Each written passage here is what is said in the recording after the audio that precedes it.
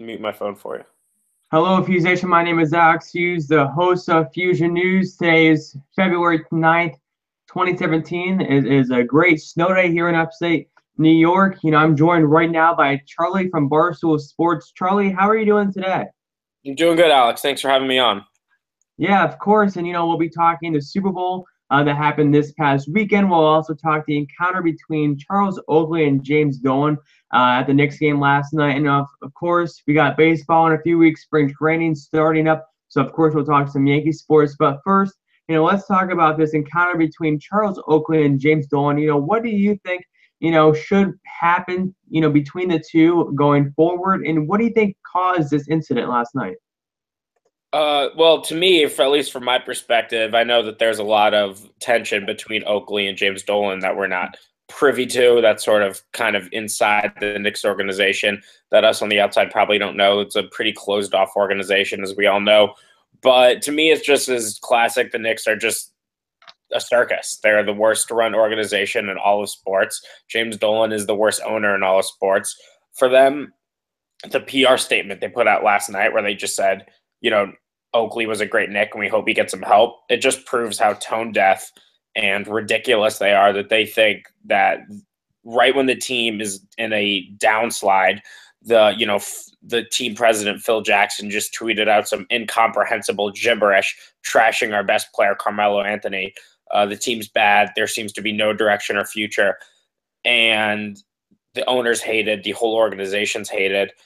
And then they have one of the most beloved players in the history of the entire franchise, who kind of represents this lost era of when people knew what it was like to be a Knick and, how hard they used to fight and just everything that's kind of the ideal of what a New York Knick basketball is supposed to be, that they would embarrass him. I know he probably was kind of acting like a jerk. I don't doubt that. But that they would just so publicly humiliate him, it just shows how tone deaf the organization is. I haven't seen one Knick fan who's taken the side of Dolan and not the side of Oakley. And to me, it's just classic Knicks. And it's a little bit of a hopeless feeling I have right now, because I really thought the drafting of Kristaps Porzingis coinciding with the Phil Jackson hiring a couple of years ago signaled a change, that, Kristaps was a great pick. Nobody disputes that now. I thought that Phil Jackson was going to be able to do something similar to the Knicks. Maybe not quite what he did with the Lakers and Bulls, but something at least resembling it. That's been a complete failure. And it's just sort of hopeless if you're a Knicks fan, that you wonder if, while this organization is under the stewardship of James Dolan, if anything's ever going to change. Yeah, I know. And, you mentioned that statement the Knicks released last night, and that wasn't an official statement at all. It was actually typed up on the Notes app of the iOS, Apple, iPhone, and that was put on their Twitter feed. Do you think they could have done it more professionally? And like you said, that last sentence in that statement was not really professional at all. So, Yeah, the next statement was not professional at all. Yeah, I mean, there's no question they could have done it more professionally. I mean, they were, I'm getting the exact statement up for us right now, but it was petty. It was small by the Knicks, and it just kind of showed that the fact they thought anybody who was a Knicks fan was going to like that statement or, kind of accept it, especially on a night when they blew a fourth quarter lead. It was just, every time I think this franchise is about to hit rock bottom, it seems to sink about 6 inches lower, but it sunk 6 feet lower last night. I mean, there's really no other way to sugarcoat it or put it other than that. Everything about how last night was handled, and Charles Oakley didn't handle it great, because that's not really the kind of guy he is. He's not exactly, Charles Oakley isn't exactly a United States senator. We all know that, but he was going to. The way the Knicks handled it was equally, if not more poorly, and I wish I could say it's surprising, but it just really isn't. Yeah, I know. Well, we'll switch gears now, and we'll talk a good game, and we'll also talk about a comeback, one of the greatest comebacks in sports history, in my opinion. Mm-hmm. The Super Bowl game between the Atlanta Falcons and the New England Patriots. We saw the New England Patriots come back and defeat the Falcons. Going into halftime, the Patriots were trailing 28-3. Charlie, I don't know what fan of football you are. Probably a New York sport team, right? Yeah, Giants. I'm a big Giants fan. Okay. So going into halftime, you're probably rooting for the Falcons this game, right? You don't probably want the Patriots to win. Yeah, I was torn. I would say I was 80% rooting for the Falcons. The biggest reason I was rooting for the Falcons, honestly, is because I work for Barstool Sports, and people who aren't familiar with Barstool, it's very New England centric. We have no fan base more affiliated with our site than the Patriots. So even though the Patriots winning means we're going to sell like millions of dollars in merchandise and ad deals, the fans, and probably I'd say 30% of 35% of my Twitter followers are all Boston people. That just to see them gloat and be happy, I was just didn't want to see it. But there was definitely a big part of me that was honestly rooting for the Giants, just because. Are you a Giants fan, Alex, or Jets, or? I'm a Patriots fan. Oh God, of course. But yeah, I mean, just to see Eli Manning, obviously being a two-time Super Bowl MVP, is the greatest sports like happening of my life. I think science, religion, nothing can explain the fact that the only person who's ever been able to beat Tom Brady in a Super Bowl has been Eli. So to kind of preserve, to have Matt Ryan have won two sort of would have ruined that to a certain extent. So for Eli to still be the only one on the mountaintop and the only one to say he's been able to get the best of Tom Brady, being able to preserve that is still kind of cool and hilarious to me, especially because that definitely bothers Tom Brady to a certain extent. I mean, that will always be. Tom Brady's the greatest quarterback in the history of the NFL. It's indisputable. He's probably the greatest player in the history of the NFL. There are only probably three other guys who you could argue are even close to having an argument. Yeah. But the one black mark that everybody will always remember is that in Super Bowl 42 and 46 that Eli Manning was able to get the best of them. So to be able to keep that for Giants fans was kind of cool. Mm-hmm. So do you think maybe next season in the future? Right, huh? So I can see your face just get angry right now. I wasn't trying to be a jerk when I said that. You look kind of upset while I was going in on that. It's okay. It's okay. Tom Brady still has 5 Super Bowl wins, so I'm okay. Yeah, I think he'll survive. So do you think before Tom Brady retires, do you want to see another rematch between Tom Brady and Eli Manning in the Super Bowl? I do and I don't. Obviously, I would love the Giants just to make the Super Bowl again. They haven't been there since 2011. This year was the first time they made the playoffs since 2011, and it didn't go as well as a lot of we thought it would due to some Aaron Rodgers magic. But yeah, I would. But then again, I almost 3-0 and 2-0. The difference is pretty substantial. But it's not as big as the difference between 2-0 and 2-1. If it becomes 2-1, then it's sort of like it's just Eli, the Giants made 2 good plays. But that undefeated label of Brady was never able to beat the Giants when it counted is still something. Even when they play in the regular season, it's always close. I mean, I remember the Giants won on a last-minute fourth quarter drive a couple years ago. Last year, if Landon Collins held on in the last second, wasn't for a last-minute field goal, they would have beaten them again. So there really does seem to be something where the Giants are kind of Patriots killers. So I kind of want to hold on to that, but I'm also a big Odell Beckham guy. I'm one of his biggest defenders of all Giants fans. So to see him go off on the Patriots and beat the Patriots too would be great. But so while it would be nice to see him face again, I'd be very nervous, and I would be completely fine to just Eli Manning retiring with that 2-0 record. Yeah. Now in that Super Bowl game, going into halftime, the Patriots were trailing 28-3. Did you already count the Patriots out at halftime, or did you think that the comeback was possible in some way? I thought it was over. I thought it was over at halftime. I thought it was close to over at halftime, and then the Falcons scored first, I believe, to start the half, and then I really thought it was over.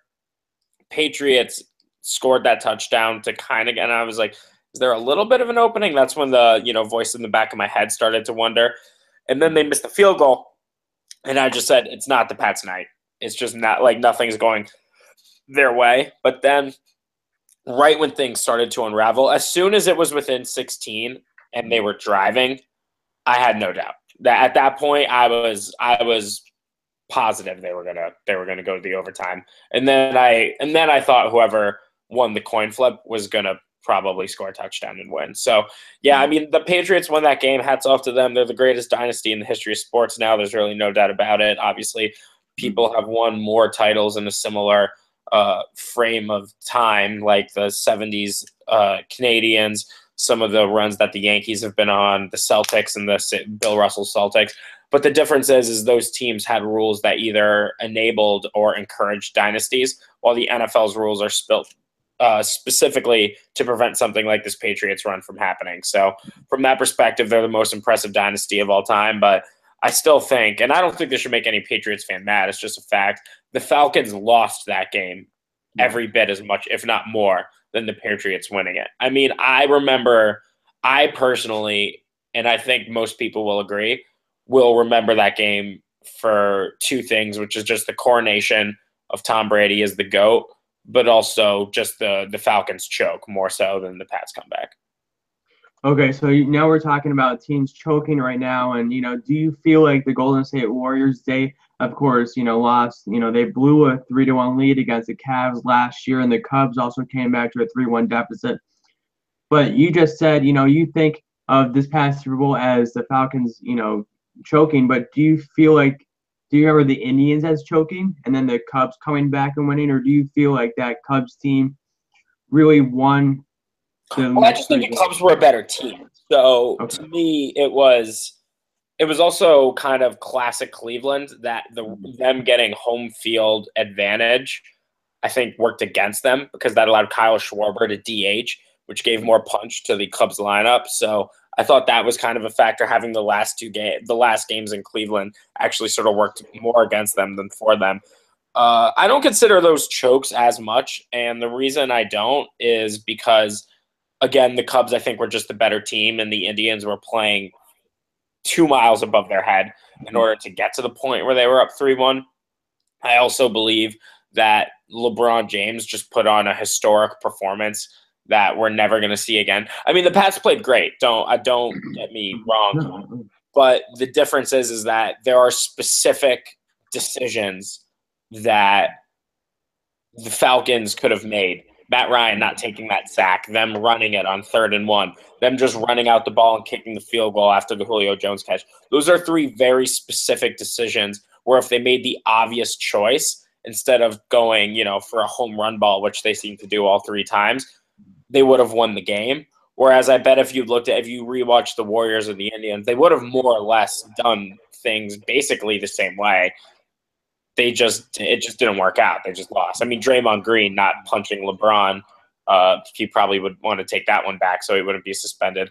But other than that, I mean, so to me, that's the difference is that when you look at the Indians and Warriors, they played their normal game. They just lost. Whereas the Falcons were doing things that any kid who's ever played Madden would know are big-time game management mistakes. Yeah. I don't really put it on the Falcons players, by the way. I put it more on the Falcons coaching staff. Okay. And we'll switch gears and talk Yankee baseball. Of course, spring training starts in a few weeks. I can't believe it. I'm looking forward to this baseball season. And this Yankee team is not going to be terrible. I think they are better than the team last year. Of course, not having A-Rod, Beltran, McCann on the team. And I think they are going to be an okay team. It just depends on their pitching rotation, right? Alex, are you one of those Patriots-Yankees fans? I am. Yeah. Oh, come on, man. That's the worst. That's the worst. You're the bad guy in every sport. Everybody hates you no matter what season it is. Mm-hmm. God, that's tough. I'm really excited. The thing that's sort of against conventional wisdom, I guess you could say, about this Yankees team is it's the first time in a really long time, really in about a decade and a half, almost 2 decades, where the 2 decades. It's the first time in 2 decades where the Yankees are entering the season without the stated intention of winning the World Series. The Yankees' goal this year is not to win a championship. I mean, it is. They want to lose. They would rather win a championship than not win a championship. But that isn't. There's a larger rebuilding objective. And that's the first time in a really long time. So you would think that this would be the season where everybody kind of checks out and says, all right, dynasty runs over, time to rebuild and move on to the next chapter. But instead of doing that, it's actually sort of energized the fan base. And I think there's more excitement around this Yankees team than there has been in a long time, which kind of goes back to one thesis I've always had about that I think sports owners always get wrong, is that owners think you need to immediately contend in order to keep fans interested, which isn't true. You don't need to always be saying we can contend, we can win a championship in order for fans to care. There just has to be a plan, and it has to be a plan that the fan base buys into.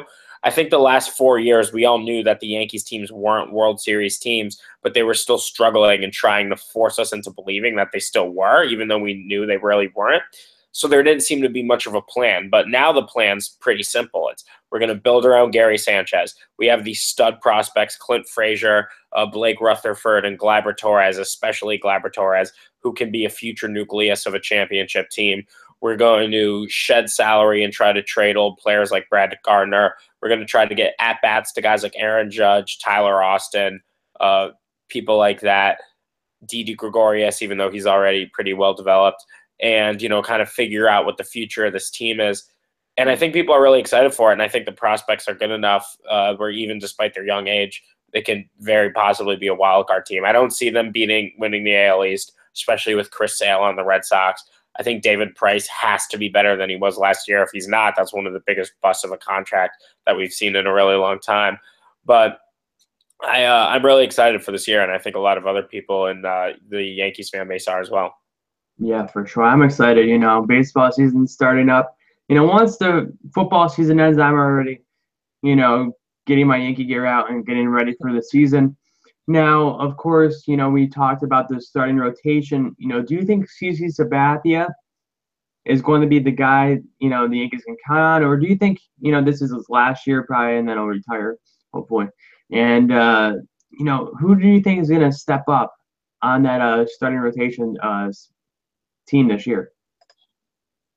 Well, that's the $1 million question. The big question is pitching. I might be a fool. I still think Luis Severino has more than he's shown us. I still think he can be that top flight pitcher that his first time in the majors he showed us he was, even though he wasn't really that last year. We still have Tanaka, who, in my opinion, is a bona fide ace. I think he gets unfairly criticized a lot. Pineda, there obviously is still around. I mean, you can't really rely on him because there always seems to be something every year, albeit injuries or suspensions or a tough stretch. But that'll be an interesting question for the Yankees, is who exactly is going to be able to pitch. I don't think it's going to be a great year pitching for the Yankees, but, I think we can go off the Theo Epstein model in future years, which is, develop bats and buy pitching.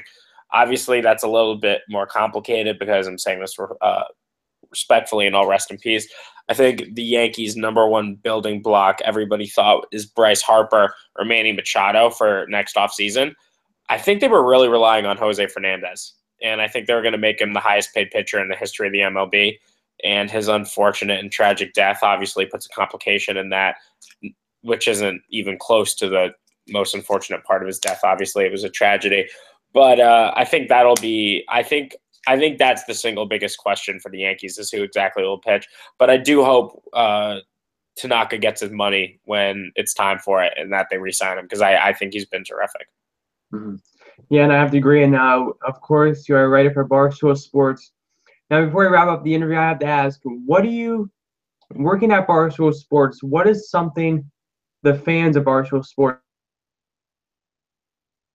Something the fans don't know about Barstool? That's a great question. Well, I'm part-time at Barstool Sports. I'm still in college, so I'm a 21-year-old senior, but I've been here since I was 18 years old.